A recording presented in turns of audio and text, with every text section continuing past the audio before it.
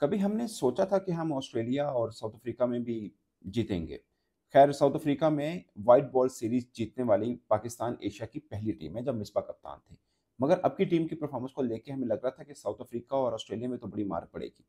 मगर हम एक ही कप्तान के अंडर सिर्फ 2 माह के गैप के अंदर दोनों देशों के अंदर जाकर हम सीरीज जीतेंगे। ऑस्ट्रेलिया में 2-1 और साउथ अफ्रीका को क्लीन स्वीप शिकस्त देंगे, खासकर टी20 में 2-0 से हार के बाद। ये ख्वाब था जो देखने की हिम्मत कोई नहीं कर रहा था, मगर ये ख्वाब सच हुआ। इसके अंदर बहुत सी बातें हैं, मगर उससे पहले आपकी इजाज़त हो तो कह सकते हैं it's a Rizwan era. Actually में रिजवान इरा, मतलब टेक्निकली तो यही बनता है कि रिजवान की कप्तानी में टीम पाकिस्तान एकदम डिफरेंट टीम बनी, कॉम्बिनेशन बहुत डिफरेंट लग रहा है, एकदम मतलब प्लेइंग 11 उठा के देखें, लग रहा है कि सब गियर बिल्कुल फिट लगाए हुए हैं।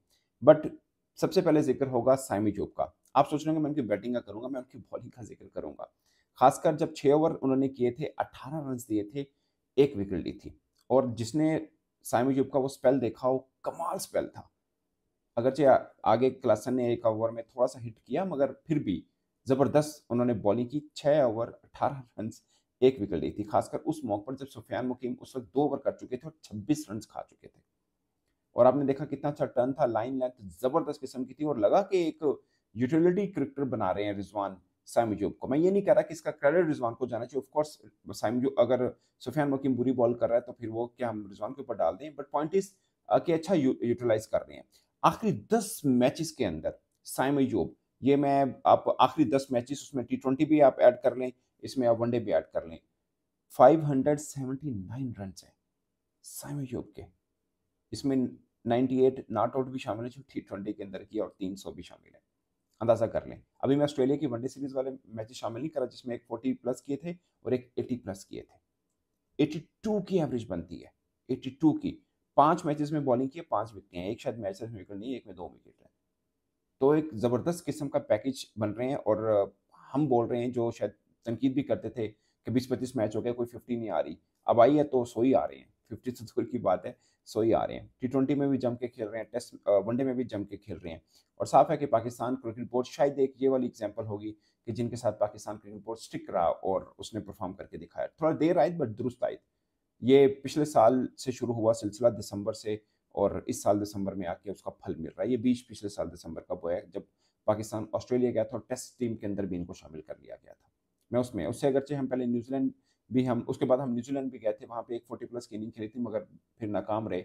उसके बाद नाकामी का सिलसिला रहा और फिर दोबारा ऑस्ट्रेलिया गया तो दोबारा एकदम डिफरेंट क्रिकेटर बन गया। अब तो ऑलराउंडर वाला रूप धार रहे हैं। अगेन ये 2-3 माह के अंदर उनका बल्ला ज़बरदस्त चल रहा है बट हम मतलब अभी बहुत तारीफ बनती है इनके ऊपर। 300 हो चुके हैं, टी20 में अच्छा खेले हैं, ऑस्ट्रेलिया में अच्छा खेले हैं, बट अभी हम मतलब बहुत ज्यादा उनको वहां पे नहीं मतलब बनाना चाह रहे।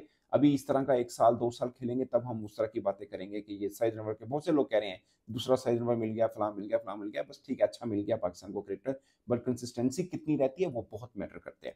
अगेन बाबर आजम ने भी 50 किया बट थोड़ी स्ट्राइक रेट का थोड़ा सा इशू रहा। बट सलमान आगा और तैयब के बीच में जो पार्टनरशिप लगी थी 58 बॉल 74 रन्स की, बड़ी ज़बरदस्त थी। और मुझे इसलिए खुशी हुई कि सलमान आगा और पिछले मैच की अगर हम बात करें, सलमान आगा और कामरान गुलाम के बीच तेज हुए थे। उसके अंदर फिर इरफान न्याजी और कामरान गुलाम के दूसरे वनडे मैच में तेज हुए थे, जहाँ पर सलमान आगा और तैयब के तेज हुए। अगरचे यहाँ पर सलमान आगा अच्छा खेले थे, वहाँ पर कामरान गुलाम अच्छे खेले थे, बट पॉइंट इज के ये दो बल्लेबाज हैं जिनको हम समझते हैं कि टेस्ट के हैं। स्ट्राइक रेट बेहतर नहीं है बट दोनों का जबरदस्त स्ट्राइक रेट भी बन रहा है।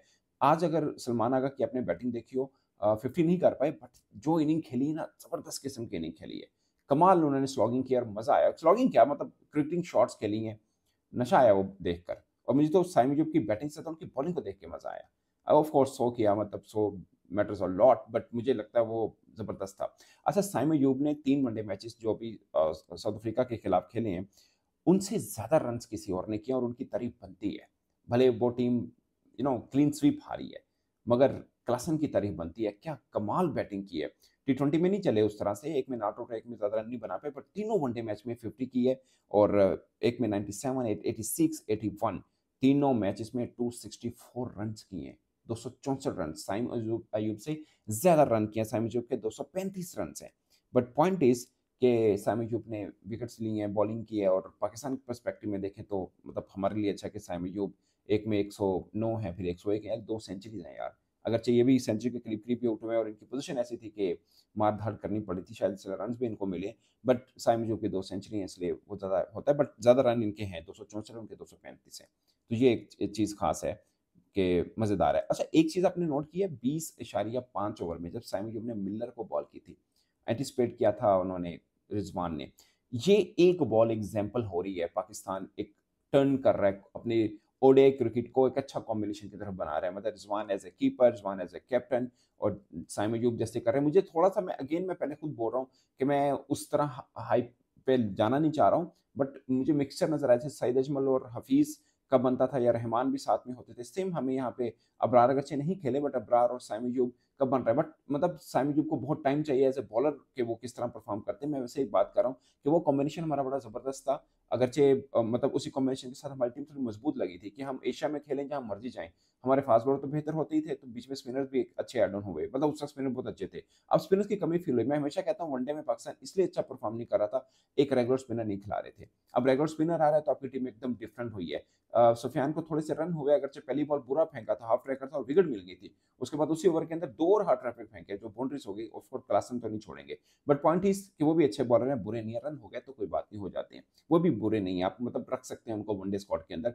तो सुफियान मुकीम अगर पहले टी20 में थे, हमने फैसल अकरम को निकाल के इनको डाला था, एक आधा मैच बुरा हो जाता है, अंडर प्रेशर खेलते हैं, खासकर टी20 में इनको रन है, उसके बाद अब चांस मिला, फिर रन हो गए, but no problem, he is a good bowler, he is a good bowler. Point is कि पाकिस्तान वनडे के अंदर होश के नाखुन नहीं है और हम रेगुलर स्पिनर के साथ हैं। पहले हम ऑलराउंडर के मतलब नवाज के साथ भी आए, हम उसामा के साथ भी आए, शदाब के साथ भी आए।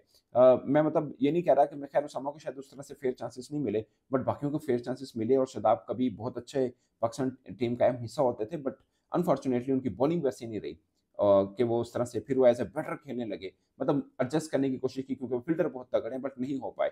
मुझे लगता है कि हमें एक रेगुलर स्पिनर की जरूरत थी, दुनिया भर की टीमें उठा के देख लें, सब एक रेगुलर स्पिनर जरूर डालते हैं, खासकर चैंपियंस ट्रॉफी तो पाकिस्तान में हो रही, सब कॉन्टिनेंट में, ये दुबई में जो मर्जी समझ लीजिए, एक स्पिनर तो चाहिए। अब इंग्लैंड ने पहली टीम है जिसने चैंपियंस ट्रॉफी के लिए टीम अनाउंस की है, उनके स्पिनर रेगुलर स्पिनर एक है, मगर साथ में लियाम लिविंगस्टन भी है जो रूट बॉलिंग करते हैं, बैथल है, तो मतलब उनके पास भी स्पिनर्स वाली ऑप्शन है।